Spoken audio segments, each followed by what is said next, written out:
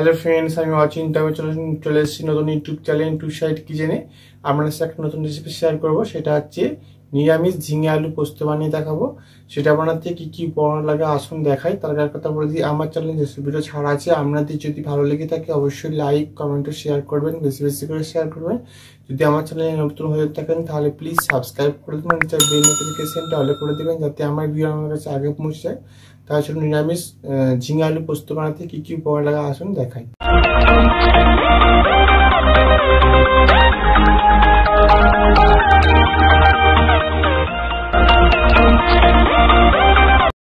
চলুন তাহলে ঝিঙে আলু পোস্ত বানাতে কি কি উপকরণ লাগে আসুন দেখিয়ে দিই।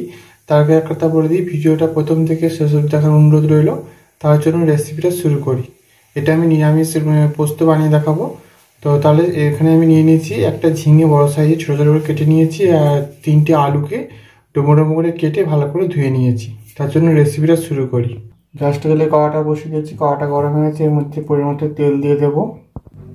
তেলটা গরম হয়ে গেছে, এর মধ্যে আমি টমেটো আর 3-4টে কাঁচা লঙ্কা দিয়ে দেবো। এবার আমি দুটো কালো জিরে দিয়ে দেবো। ভালো করে এবার নেড়ে চেড়ে আমি ভেজে নেবো একসাথে। ভালো করে ভেজে নিচ্ছি। এবার আমি ঝিঙে আর আলুটা দিয়ে ভালো করে ধীরে ধীরে কেটে সেটা দিয়ে দেবো। পরিমাণ মতো লবণ দিয়ে দেবো। ভালো করে নেড়ে চেড়ে একটু ভেজে নেবো। দেখুন ভালো করে ভেজে নিচ্ছি। এবার আমি জল দিয়ে দেবো অল্প সামান্য জল দিয়ে দিচ্ছি। একটু ভালো করে সেদ্ধ করে নেবো ফুটিয়ে, তারপরে মরে গেলে পোস্তটা দেব। দেখুন আমার ভালো করে জলটা শুকনো হয়ে গেছে এবং আলুটা সেদ্ধ হয়ে গেছে। এর মধ্যে আমি দিয়ে দেবো পোস্ত বাটাটা। অল্প একদম একটু সামান্য হলুদ দেবো, লঙ্কার গুঁড়ো দিয়ে দেবো।